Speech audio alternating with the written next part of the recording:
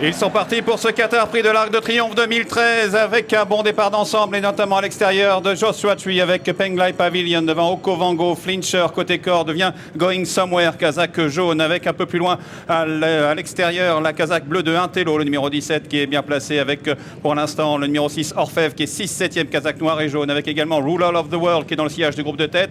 Un peu plus loin viennent Trèves à l'extérieur, un peu mouillé aux côtés de Al-Kazim pour le ton qui reste très groupé, le train n'est pas très vif avec également parmi les derniers Sahawar devant Kizuna qui patiente devant Ayalanda.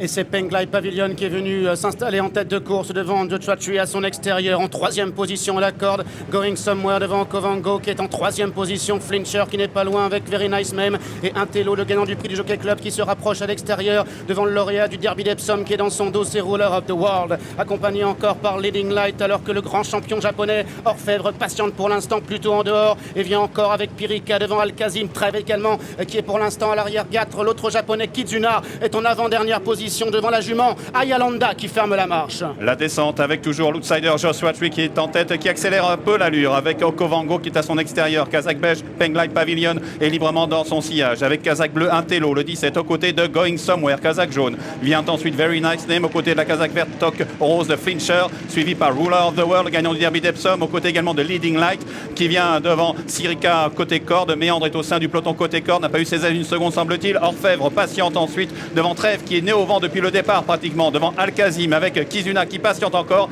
Sawar vient ensuite devant le numéro devant Ayalanda, le numéro 8 qui est au dernier rang, mais le peloton reste très groupé dans le bas de la descente. La fausse ligne droite avec toujours Joshua Tree devant à son extérieur. Okovango, Penglai Pavilion est 3e, Intelo est 4e. Trèves se rapproche maintenant complètement à l'extérieur avec Orfèvre également, Kizuna également qui déboîte à l'extérieur. Avec l'extérieur qui progresse vivement, avec Trèves qui vient à la hauteur d'Okovango, avec Kizuna, Kazakh bleu et bleu avec départ rouge, c'est Yeo Takata qui est côté corde. Joshua Tree se défend bien avec un peu plus loin Al-Kazim qui est pris de vitesse, mais c'est Trèves maintenant l'invaincu qui prend le meilleur au pavillon. Avec Trèves qui a l'avantage, comptant 2 longueurs d'avance sur les japonais. Orfèvre à l'extérieur, Intelo côté corde, Kizuna qui vient à l'extérieur. Incroyable, Trèves qui a l'avantage maintenant à 150 mètres des buts devant Orfèvre, Intelo ainsi que Kizuna à l'extérieur. Trèves qui formidable ici va s'imposer, rester invaincu, réaliser le triplé, prix de Diane, prix Vermeil, prix de l'Arc de Triomphe. Trèves, Thierry Jarnet qui 20 ans après s'impose dans l'Arc de Triomphe.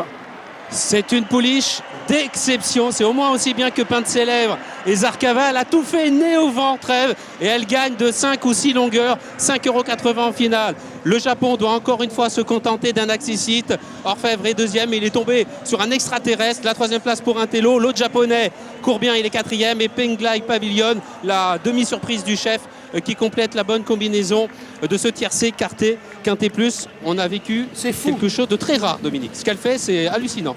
Moi, la dernière que j'ai vue gagner... Elle a tiré pendant 2000 mètres et elle a fait 200 mètres de plus que les autres. La dernière que j'ai vue gagner comme ça, c'était Allez France. Voilà.